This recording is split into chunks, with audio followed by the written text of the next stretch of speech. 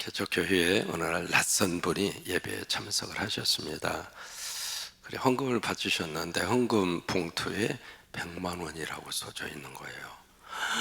세상에, 여러분, 개척교회가 얼마나 모든 면에 있어서 필요합니까? 사람도 필요하지만 물질은 더더군다나 더 필요하잖아요. 그래서 이 100만 원이라고 하는 딱 그게 쓰여져 있으니까 그때부터 목사님의 가슴이 콩닥콩닥콩닥 뛰고 그냥 감사하기도 하고 하나님, 그냥 눈에 눈물이 날 정도로. 그러고 나서 이제 봉투를 딱 보니까 10,000원이 들어있는 거야. 그래서 이게 어떻게 됐나 싶어서 봤더니 이름이 100만 원이야.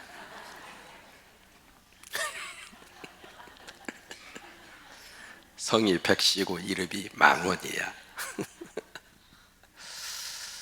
어느 분이 이제 축사 사업을 이렇게 하시면서 어느 날 소가 새끼를 낳습니다. 새끼를 낳는데 세상에, 소가요 쌍둥이를 낳은 거예요. 여러분, 그 소 축사하시는 분들, 저희 이제 누나도 소를 키우고 있습니다만은 이게 쌍둥이 나는 게 이렇게 흔하지 않더라고요. 저는 낳기만 하면 둘씩 쏙쏙 나오는 줄 알았더니 절대로 그렇지 않아요. 그래서 이제 쌍둥이를 낳으니까 이번에 너무 감사해서 하나님, 이 중에 한 마리 하나님 앞에 바칠게요. 그냥 그 감사한 마음에 한 마리를 바치겠다고 그렇게 서약을 하고 소를 키우는데 세상에, 그 쌍둥이 소 중에 한 마리가 죽었어요. 그러니까 이 사람 하는 말이, 이거 하나님 드릴 거가 죽어버렸구만. 헌금 생활이 사실은 그렇게 녹록지가 않아요. 그런데 오늘 성경은 이 2장에 걸쳐서 헌금 문제를 다루고 있고, 뭐 다른 헌금 문제가 아닙니다. 11조 바쳐라. 11조 바쳐야 하늘에 쌓을 곳이 없도록 창고에 하나님 부어주신다. 그러니까 절대로 11조 떼먹지 말고 11조 바치라고 그렇게 말씀하시는 내용이 아니라 구제헌금이에요. 구제헌금은 자원 헌금이거든요. 이 문제를 굉장히 자세하게 그렇게 다루고 있는 이유는 헌금 그 자체에 대한 목적보다도 사실 그 헌금은 바울이 쓸까요? 아니면 바울의 선교 현장을 위해서 쓰는 돈일까요? 아니면 예루살렘으로 보내는 돈일까요? 그러니까 바울하고는 아무 상관이 없어요.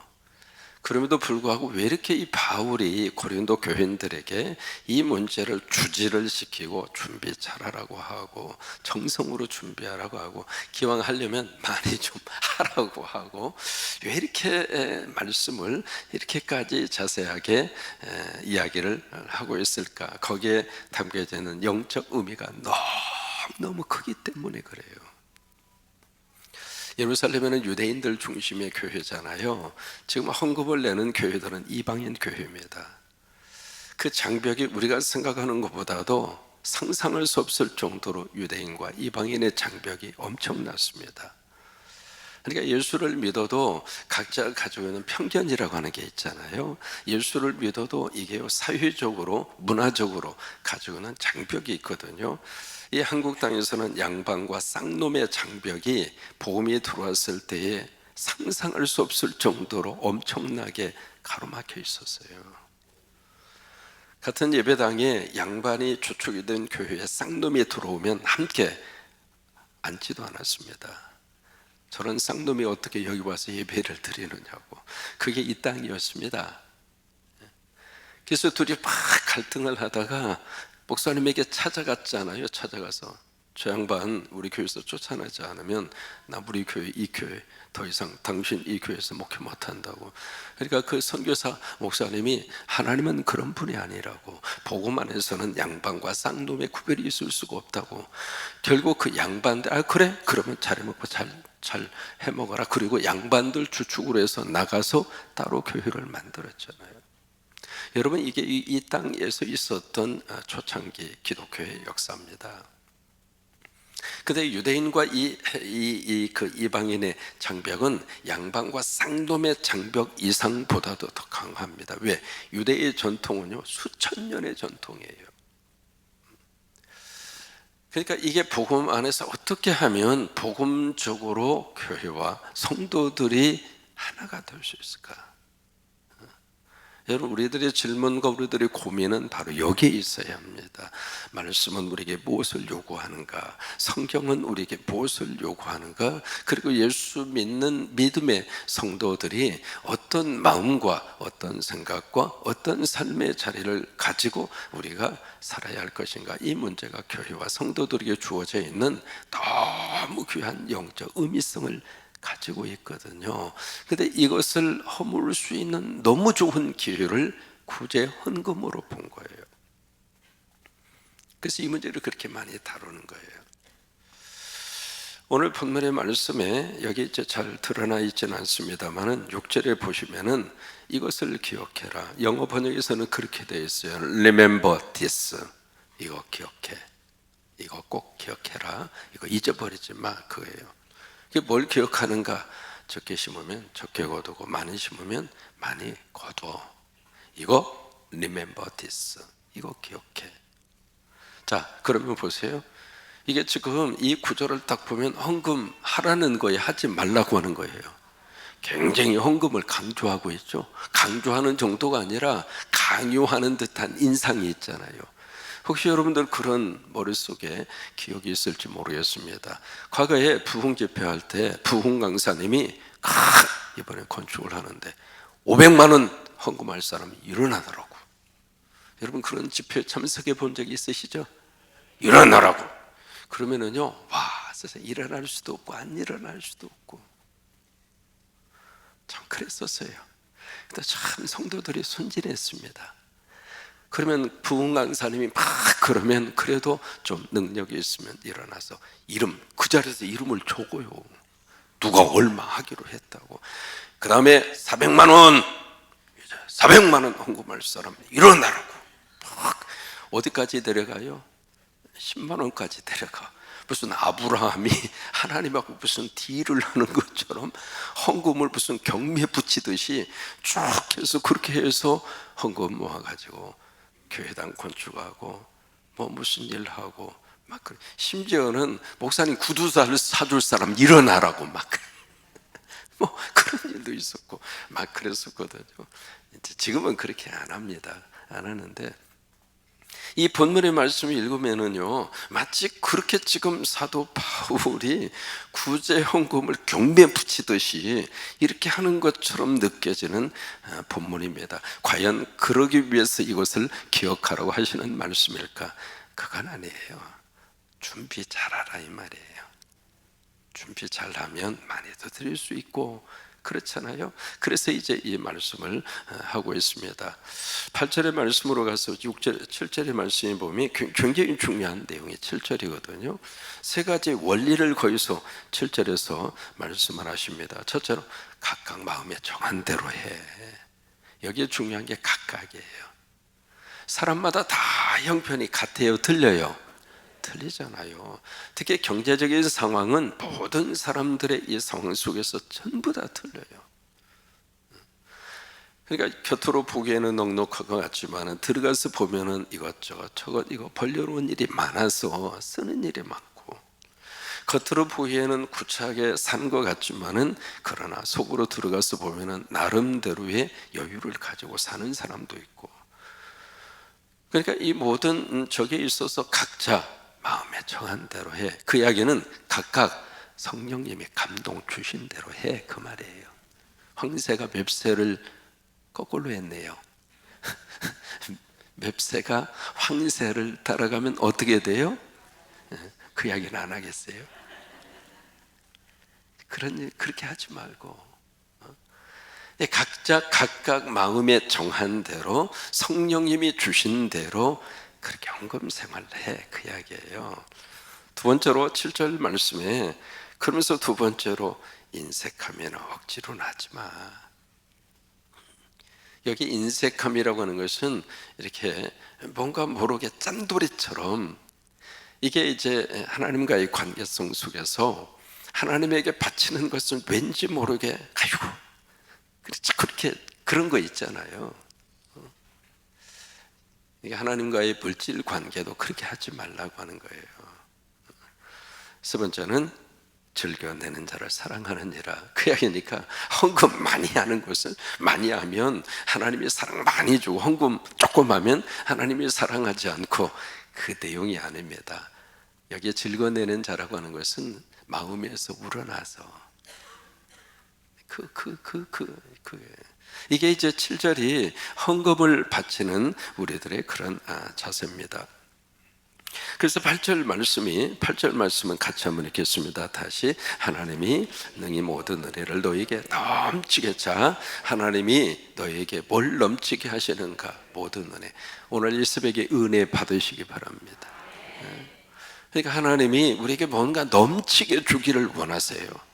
우리의 하나님은 인색하지 않아요.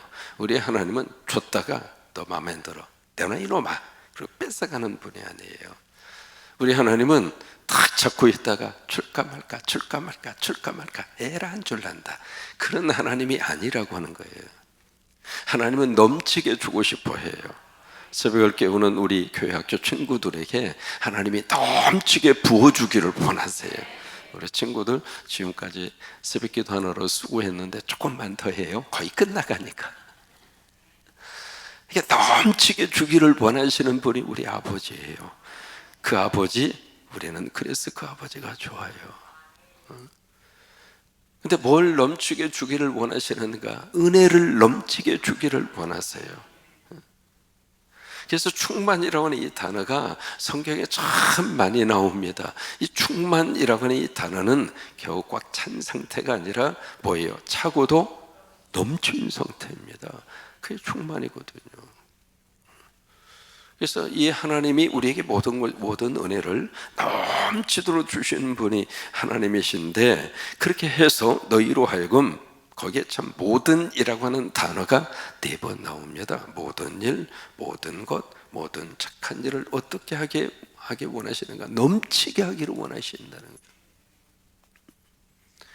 그래서 은혜를 받아도 여러분, 하나님으로부터 넘치도록 받으셔서, 왜냐하면 이 은혜를 넘치게 받으면 나도 모르게 그 받은 은혜가 옆으로 나가게 되었어요. 내 안에서 끄집어내서 주는 게 아닙니다. 늘 말씀을 드리잖아요. 이 컵에 물을 계속 부으면, 처음에는 하도 말씀 들었으니까 이제는 기억하시겠죠. 처음에는 컵 안에 물이 담겨져 있겠죠. 그런데 계속 물을 부으면 나중에는 물 속에 컵이 들어가 있는 거예요. 원리 자체가 그래요. 내 안에 하나님의 은혜로 채우고, 하나님의 은혜로 채우고, 하나님의 은혜로 채우고. 그럼 처음에는 내 안에 은혜가 있지만은, 근데 그 은혜 속에 내가 있는 거예요. 그러니까 은혜라는 말을 할 필요도 없어요. 그게 충만해요. 하나님이 그렇게 주고 싶은 거예요. 쉐키나의 찬양하는 모습을 보면은 그 은혜를 받아서 입으로 찬양하는 게 아니라 찬양 속에 그대들이 숨겨 있는 거예요. 우리 만나 우리 봉사위원들의 봉사를 보시면은 참 감사해요. 만나 우리 여러분 딱 가시면은요, 사진이 딱 4커트가 딱 걸려져 있습니다. 위대한 만나홀의 전사들이여.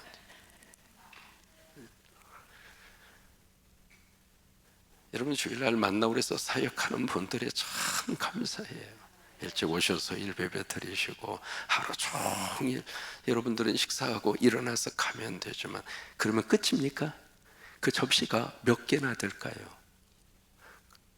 손가락, 그 다음에 젓가락이 몇 개예요? 젓가락은 또 2개씩이잖아.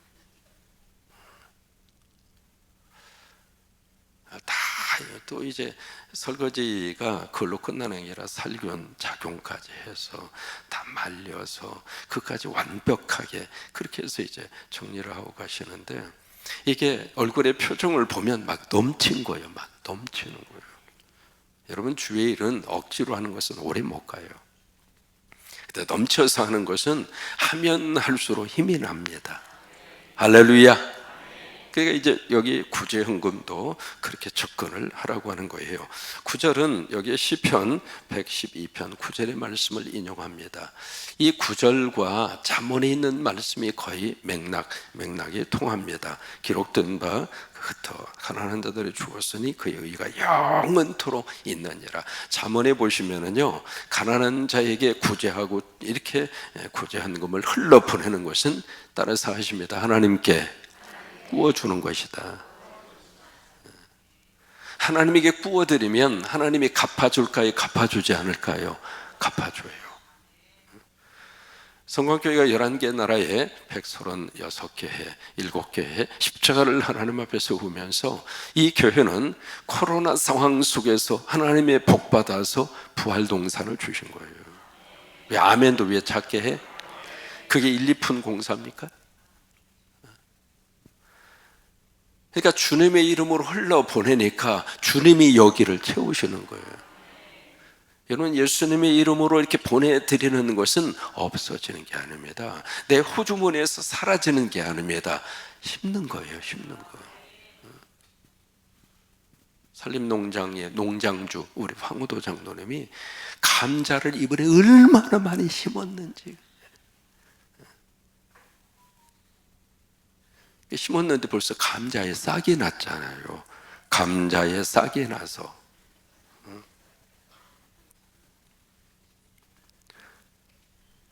이게요, 심으면 하나님이 싹이 나게 하신단 말이에요. 구제헌금도 마찬가지고 선교도 마찬가지고요, 흘러보내면 없어지고 끝나는 것이 아니라 그것을 통해서 하나님이 열매를 맺게 하고, 하나님이 구워주는데 하나님이 그냥 떼먹고 끝나겠어요? 하나님이 갚아주시는데 30배, 60배, 100배로 하나님이 갚아주시더라 이 말이에요. 10절에 보면 더 큰 축복을 약속을 합니다. 심는 자에게 씨 먹을 양식, 씨와 양식. 여러분, 두 가지의 것이 우리 인생의 먹거리잖아요. 씨가 있어야 되고 먹거리가 있어야 되고. 씨가 있어야 심을 거 아니겠습니까? 어린 시절 이렇게 처마에다가 매달아 놓은 게 있었습니다. 뭐냐면 고구마를 이렇게 매달아가지고 천막 끝에다가 대롱대롱 매달. 왜냐하면 하도 식구가 많으니까요, 이 고구마를 윗목에 이렇게 수수깡으로 해서 이렇게 담아놨는데 아는 사람만 압니다. 그거요, 이 쥐가 뭐 달락달락 하는 것처럼 배고프니까 그걸 어떻게 해서든지 올라가서 고구마 하나 꺼내가지고 그냥 그 깎아먹는 재미가 얼마나 좋은지. 이렇게 이야기하면 목사님 라면 끓여 잡수시지, 철도 없어. 무슨 놈의 라면이요. 그래서 이제 또 갖다 먹으니까 그 다 먹어버리면 나중에 이게 고구마, 씨 고구마가 필요하잖아요. 그런데 그것조차도 없을 것 같으니까 미리 딱 해서 손이 닿지 않는 처마 밑에다가 대롱대롱 매달아 놓는 거예요. 야 이놈아, 이건 니네들이 먹으면 안 돼. 이놈아, 이거 먹으면 우리 농사 못 지으니까. 그런 것처럼 우리 삶에 있어서도 씨가 필요하잖아요. 그죠? 우리 가정에 씨가 필요하고요, 또 우리 이 자녀들에게도 씨가 필요하고, 근데 그 씨를 하나님이 주시겠다고 하는 거예요. 그 다음에 먹을 양식을 하나님이 주시겠다고 하는 거예요. 근데 이 씨와 이 양식을 어떻게 주시는가? 여기 자 10절에 보시면은 풍성하게 하시고, 그 다음에 너의 의의 열매를 더하게 하시리라.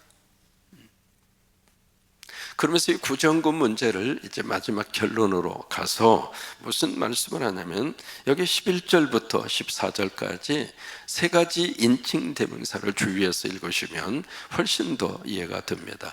너희라고 하는 말이 나오고, 자 저를 보세요. 너희가 나오고 그들이 나오고 우리가 나옵니다. 너희는 누구냐면 고린도 교회 교인들입니다. 그들은 누구냐면 그 헌금을 전달받을 예루살렘 성도들입니다. 우리는 누구인가? 바울을 중심으로 한 사도들, 목회자들입니다. 그러니까 너희들이 풍성한 연보를 하고 그 다음에 헌금을 해서 그게 하나님이 주신 은혜다. 그러니 그것을 해서 그 너희들의 그 헌금이 그들에게 전달이 됐을 때 그들이 예루살렘 교회 교인들이에요. 그들에게 전달이 됐을 때 그들은 그 헌금을 받으면서 누구를 생각했을까? 하나님이 우리 이렇게 사랑하시는구나. 하나님이 이렇게 축복을 하시는구나. 하나님이 우리를 기억을 하시는구나. 그리고 누구에게 영광을 돌리는가? 이 헌금을 오게 해 주신 하나님께 영광을 돌리시더라 이 말이에요. 그러면 그 영광을 받으신 하나님이 그 헌금을 바친 너희들을 하나님이 복 주실 것이다.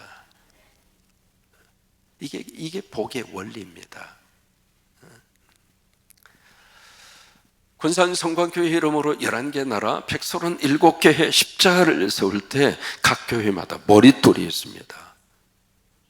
모든 그 머릿돌은 개인의 이름이 들어가는 것이 아니라 군산 성광교회가 들어갑니다. 개인의 이름은 하나님께서 기억하시면 돼요. 이 땅에서는 교회 이름만 남기면 됩니다. 굳이 거기다 개인의 이름을 넣을 필요가 없어요. 왜? 복은 하나님이 주시는 것이기 때문에. 그래서 교회 이름으로 하는 거예요. 교회 이름으로. 그래서 머릿돌에 거기에 이제 사우스 코리아 군산 성광교회라고 하는 그게 머릿속에 들어가는 거예요. 그러면 그 교회에서 믿음 생활하는 분이 우리 교회를 남한의 군산 성광교회가 이렇게 해주셨구나. 그러면 그분들이 군산 성광교회를 기억하면서 첫째 하나님께 감사하겠죠. 하나님 감사합니다. 그 교회를 통해서 우리 교회를 이렇게 지어주셔서 우리 교회 건물을 완성시켜 주셔서 하나님 감사합니다. 그 기도할까요? 안 할까요? 그 기도하죠. 그러니까 이 교회에 오셔서 신앙생활 하시는 분들은 이게 지금 뿌려놓은 이 모든 살림교회 때문에 앞으로 이 교회에서 신앙생활하는 여러분들은 더 잘 될 겁니다. 왜요? 하나님의 그 기도를 들으셔요. 한두 사람이 기도하는 것이 아니라 두세 사람만 위하여 기도해도 하나님이 그 기도를 들으시는데 해마다 부흥돼서 그 많은 11개 나라의 그 각 교회에서 그렇게 기억하고 기도해 주는 그 기도를 하나님이 들으셔서 군산 성광교회 어디 있는 거 하나님이 알아요? 몰라요? 하나님도 내비게이션 틀어야 아시나? 그래서 이 교회를 하나님이 기억하시고 하나님이 역사하시고 하나님이 축복하시고 이게 복의 원리라 이 말이에요. 그런데 너희가 이 고린도 교회 교인들이 이 헌금을 지금 바치는 것은 바로 참 귀한 의미를 여기다 담고 있습니다. 내가 진짜 예수 믿는다고 하는 것을 증거하는 것이 구제헌금이라고 하는 거예요. 내가 진짜 예수를 믿는다. 내가 복음에 대해서 정말로 순종을 한다. 왜요? 복음의 가장 중요한 핵심은 십계명의 계명의 핵심과 맥을 같이 가요. 하나님을 사랑하고 이웃을 사랑하고. 이게 복음이잖아요. 근데 이웃을 사랑을 하는데 이 예루살렘 교인들이 그렇게 기근으로 굶주리고 그리고 배고파한다고 하는 그 이야기를 듣고 그 이웃을 향하여 우리의 마음을 전달해서 그들이 우리가 사랑받고 있음을 느끼게 해준다면 이것처럼 믿는 사람의 가장 아름다운 모습이 어디가 있겠는가. 그 차원에서 이 구제헌금 문제를 그렇게까지 자세하게 다루는 이유가 바로 그겁니다. 단순히 돈이 아닙니다. 이 물질의 흘러감으로 인해서 유대인과 이방인의 이 장벽이 복음 안에서 허물어지게 되고 그리고 이 예루살렘에 있는 유대인들은 이방인들을 참 기가 막힌 표현을 여기서 쓰고 있잖아요. 14절을 보시면은 그들이 너희를 위하여 간구하며 그들이 누구예요? 예루살렘에 있는 성도들이 너희가 누구예요? 이방인 고린도 교회와 고린도뿐만이 아니라 마게도냐 지역의 빌립보 교회도 그러고 베레아 교회도 그러고 데살로니가 교회도 마찬가지고 그 이방인 교회를 위하여 어떻게 하는가? 간구한다 이 말이에요. 이게 이제 바로 살림의 교회의 성도들이 여러분들을 위하여 하나님 앞에 간구한다 이 말이에요. 간구하고, 그 다음에 하나님이 너에게 주신 지극한 은혜로 말미암아, 그게 바로 뭐냐면 구제헌금이에요. 하나님이 주신 은혜, 구제헌금. 그것으로 말미암아 너희를 어떻게 해요? 사모하더라. 예루살렘에 있는 유대인들이 이방인의 교회와 성도들을 참 보고 싶어한다 이 말, 사모한다 이 말이에요.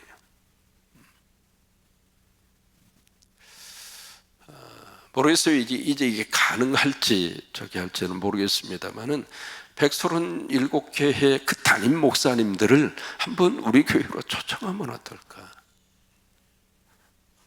아멘. 안 나오는 거 보니까 좀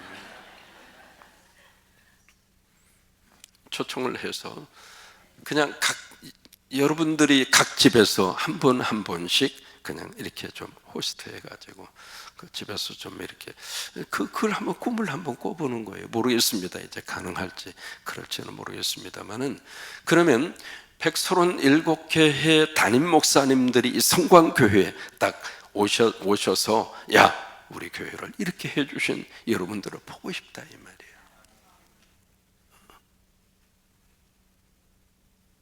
이게 예수 안에서 이루어지는 아름다운 모습이에요. 이게 살림이에요. 그래서 마지막 15절에 읽지는 않았습니다만 15절이 마지막 절이거든요. 함께 읽겠습니다. 시작. 말할 수 없는 그의 은사로 말미암아 하나님께 감사하노라. 이게 말할 수 없는 은사, 형용할 수 없는 은사, 말로 표현할 수 없는 은사.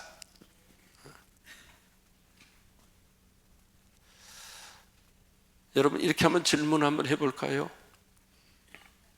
물질은 축복일까요? 은사일까요?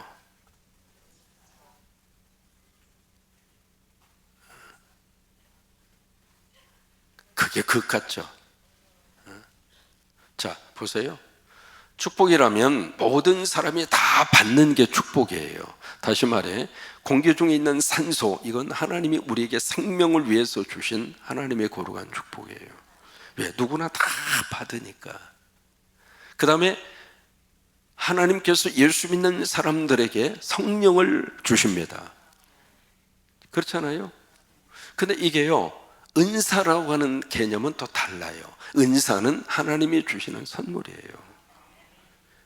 이게 물질을 축복으로 볼 것인가 은사를 볼 것인가, 상당히 이 개념 자체의 정리가 필요합니다. 만약에 물질이 축복이라면 예수 믿는 사람 모두에게 다 물질 문제에 있어서 부족함이 없도록 다 부어주셔야지. 그래야 하나님이 공평한 분이지. 그죠? 근데 왜 경제적으로 힘들고 어렵고 그건 어떻게 해석할 수 있느냐 이 말이에요. 아니, 사업을 딱 하면 예수 믿는 사람은 무조건 사업이 잘 돼야지. 그게 축복이거든요. 축복이라고 하는 것은 너와 나의 구별 개념이 없는 게 축복이거든요. 그러면 성광교회에 오면 무조건 물질을 하나님께서 부어주시는 축복을 받는다, 그 소문이 나면 성광교회로 올까요? 안 올까요?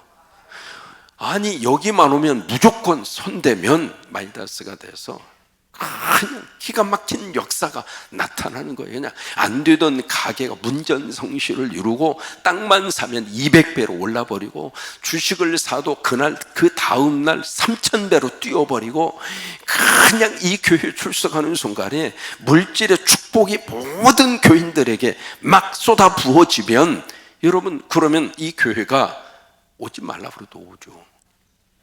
아니, 새벽에 오는 분들에게 1억씩 줘버려.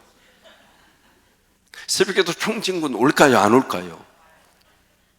지난번에도 우리 아이들에게 그냥 했더니 전주에 있는 분이 감동을 먹고 100만 원 보내왔잖아요. 그래서 아이들한테 10만 원씩 줬잖아요. 근데 그 다음에 들리는 말, 내가 나올 걸.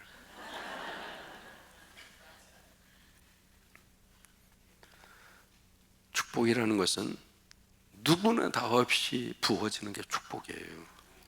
과연 물질이 그런가? 여러분, 물질은 은사입니다. 돈 버는 것은 은사입니다. 하나님께서 이 은사 여러분들에게 주시게 되기를 축복합니다. 그런데 이 구제도 은사였다 이 말이에요. 구제도. 이 성광교회가 이 구제의 은사 많이 받으셔서 이번에도 뚜보 지역에 보낼 수 있어서 감사하고, 이쪽에 산불 피해 입은 지역으로 보낼 수 있어서 감사하고, 이거요 은사예요. 은사라고요. 그래요. 이 은사가 여러분 가운데 충만하시기를 주의 이름으로 축원합니다. 그래서 이 구제헌금 문제가 8장과 9장에 이어서 쭉 여기까지 이제 끝나고요. 10장으로 가면 또 다른 문제를 다룹니다. 그것은 내일 새벽에 기대하시라 개봉박두. 자, 같이 우리 찬양하겠습니다.